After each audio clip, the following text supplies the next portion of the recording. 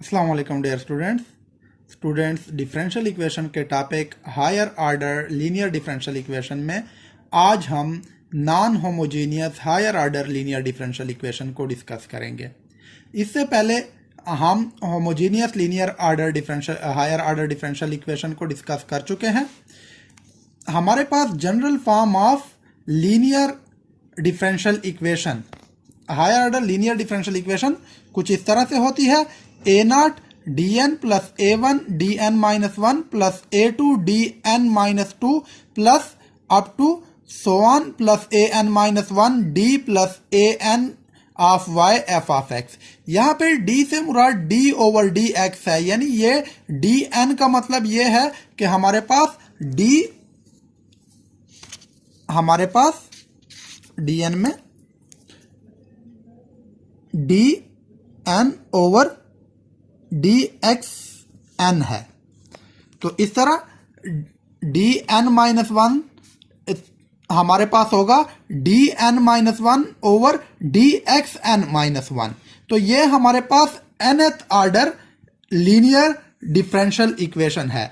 अब f of x पे depend है। अगर एफ ऑफ एक्स जीरो होगा तो ये हमारे पास होमोजीनियस होगी, अगर F of x not zero होगा तो ये हमारे पास नॉन होमोजीनियस होगी। अब यहां पे हमारे पास f of x non zero होगा तो ये हमारे पास नॉन होमोजीनियस डिफरेंशियल इक्वेशन होगी। नॉन होमोजीनियस डिफरेंशियल इक्वेशन को सॉल्व करने के लिए हम कंप्लीमेंट्री फंक्शन सी एफ को फाइंड करेंगे और हम पार्टिकुलर इंटीग्रल को फाइंड करेंगे।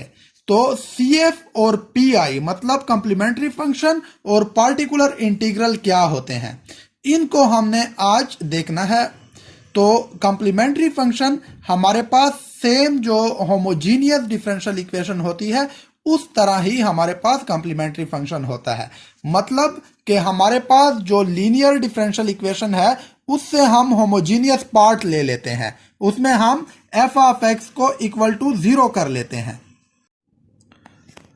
ये हमारे पास इक्वेशन है, यही सेम इक्वेशन हमने ली, सिर्फ एफ ऑफ एक्स की जगह हमने जीरो पुट किया। It is solution of homogeneous linear differential equation.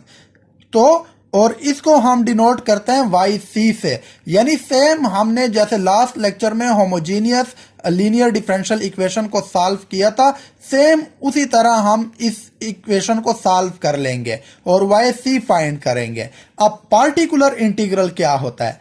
Particular integral में ही हम एफ एक्स को डील करते हैं।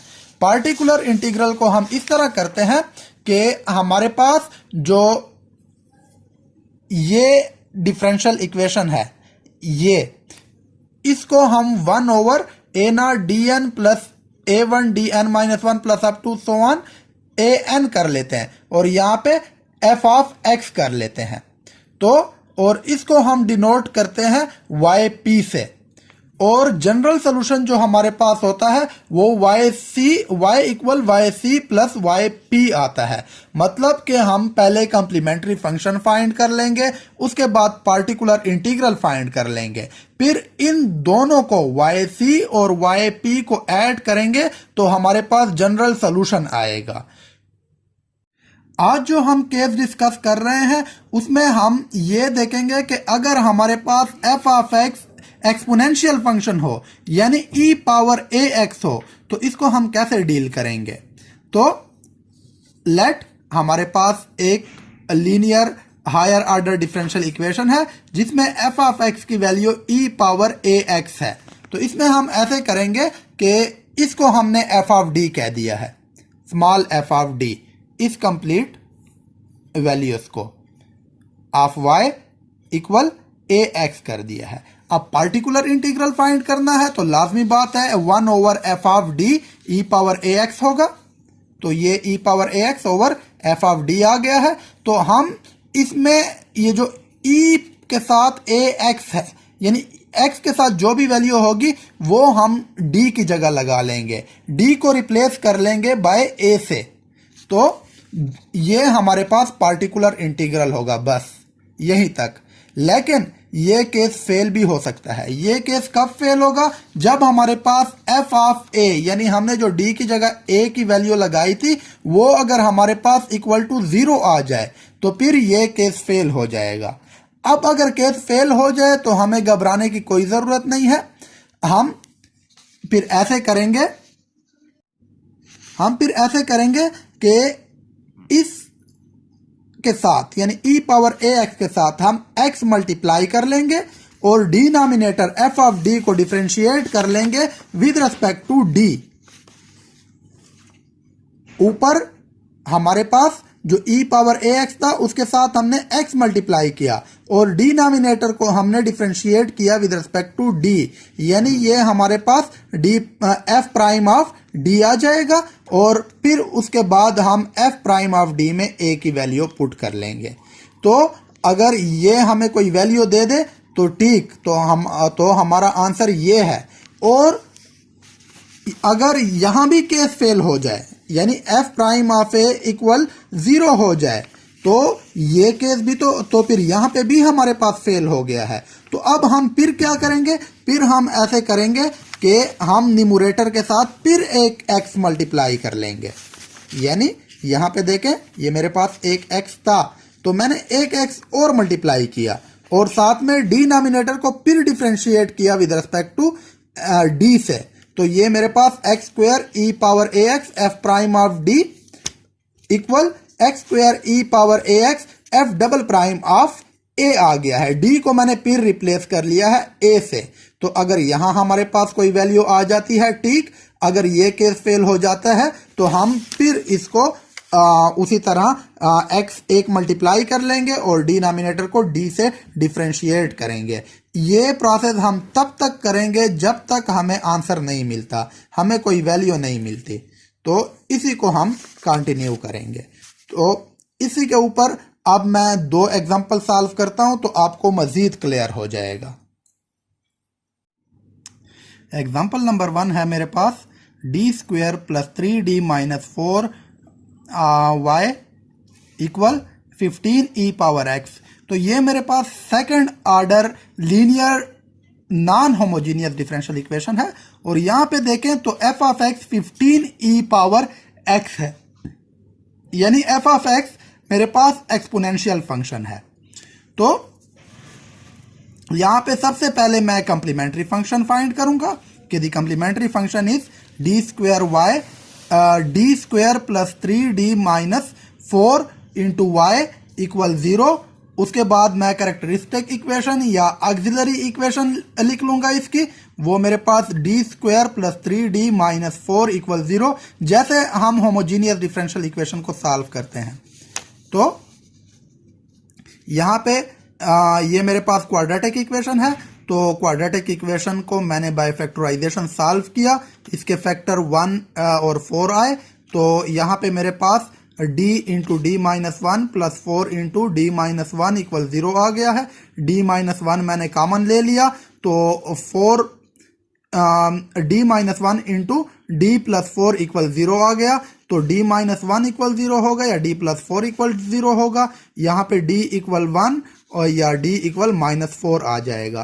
तो देयरफॉर मेरे पास y c की वैल्यू आ जाएगी c1 e power x plus c2 e power minus 4x।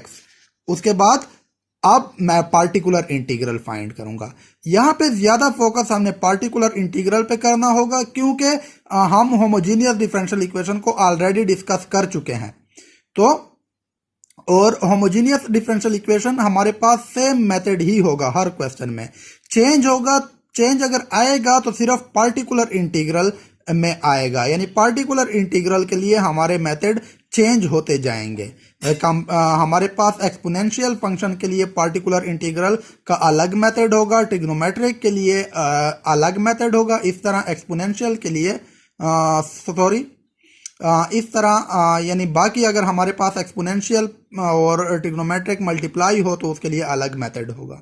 तो वो हम साथ साथ डिस्कस करते रहेंगे। तो यहाँ पे देखें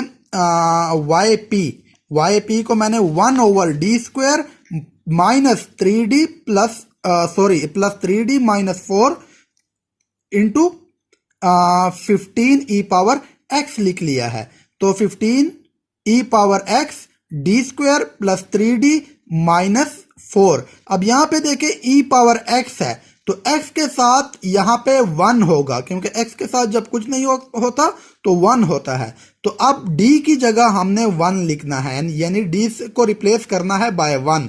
लेकिन जब हम d की जगह 1 पुट करते हैं तो हमारे पास इन्फिनिटी आता है, मतलब f ऑफ d हमारे पास 0 हो जाता है।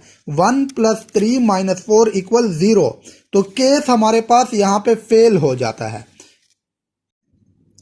तो यहाँ पे e⁻x के साथ x मल्टीप्लाई किया और हमारे पास जो डिनोमिनेटर था d² प्लस 3d माइनस 4 उसको मैंने डिफरेंशिएट किया विद रिस्पेक्ट टू d।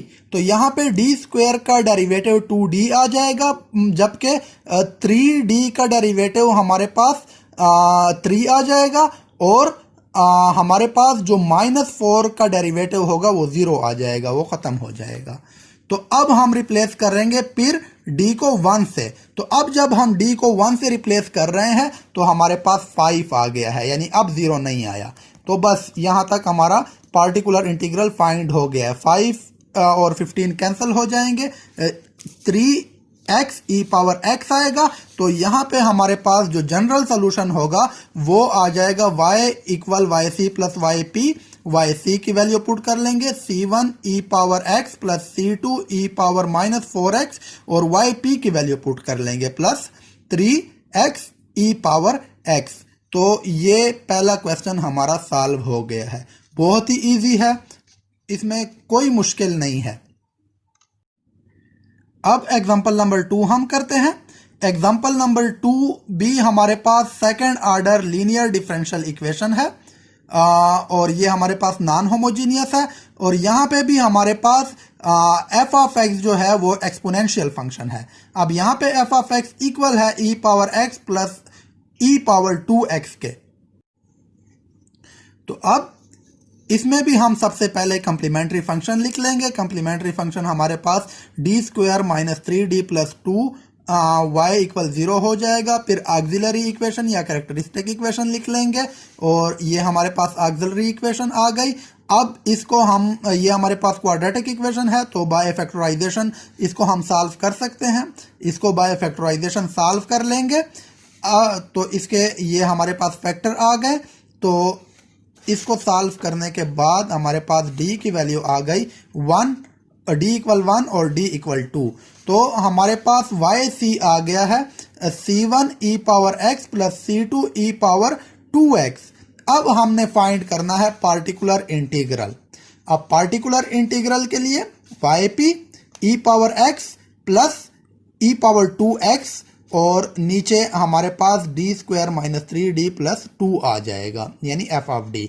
अब यहाँ पे अगर हम ऊपर देखें तो दो वैल्यू है, एक है e⁻x और दूसरा है e⁻2x। तो e⁻x के साथ अलग डिनोमिनेटर लगा लेंगे और e⁻2x के साथ अलग डिनोमिनेटर लगा लेंगे। अब हमने फर्स्ट में x की d की जगह 1 पुट करना है, क्योंकि x e⁻x है और हमारे पास e⁻2x में d की जगह हम 2 पुट करेंगे। तो यहाँ पे हम देखते हैं कि जब हम d की जगह 1 पुट करते हैं तो हमारे पास ये वैल्यू 0 हो जाती है, यानी 1 माइनस 3 प्लस 2 इक्वल 0, जो कि इन्फिनिटी के इक्वल आता है कंप्लीट फंक्शन। और यहाँ पे जब हम 2 पुट करते हैं तो वो भी 4 माइनस 6 प्लस 2, ये भी हमारे पास 0 के इक्वल होती है, तो ये भी इन्फिनिटी होती है। और तो यहाँ पे हमारे पास केस फेल हो जाता है। इसके लिए भी हमारे पास केस फेल हो जाता है और इसके लिए भी केस फेल हो जाता है। तो यहाँ पे मैंने x मल्टीप्लाई किया और डिनोमिनेटर को डिफरेंशिएट किया, यहाँ भी x मल्टीप्लाई किया और डिनोमिनेटर को डिफरेंशिएट किया। d² का डेरिवेटिव 2d आ जाएगा, जबकि माइनस 3d का डेरिवेटिव माइनस 3 आएगा और प्लस 2 का डेरिवेटिव 0 हो जाएगा। यहाँ पे भी सेम आ जाएगा 2d माइनस 3। अब फिर से हम d की जगह 1 पुट करेंगे और यहाँ पे d की जगह 2 पुट करेंगे। तो अब हम देखते हैं कि हमारे पास 0 नहीं आता। इसमें हमारे पास 2 माइनस 3 हो जाएगा और इसमें 4 माइनस 3। तो ये हमारे पास -1 आ जाएगा और ये 1 हो जाएगा। तो इसका आंसर आ जाएगा हमारे पास yp इक्वल हो जाएगा -x e⁻x plus x e⁻2x के। तो हमारे पास जो जनरल सोल्यूशन आएगा y equal yc plus yp, तो y की वैल्यू आ जाएगी c1 e⁻x plus c2 e⁻2x minus x e⁻x plus x e⁻2x। तो ये हमारे पास सोल्यूशन आ गया है। ये हमने linear differential equation, non homogeneous linear differential equation को सॉल्व किया है हायर ऑर्डर। और इसमें हमने देखा है कि अगर हमारे पास f ऑफ x हमारे पास एक्सपोनेंशियल फंक्शन हो तो हम पार्टिकुलर इंटीग्रल कैसे फाइंड करेंगे।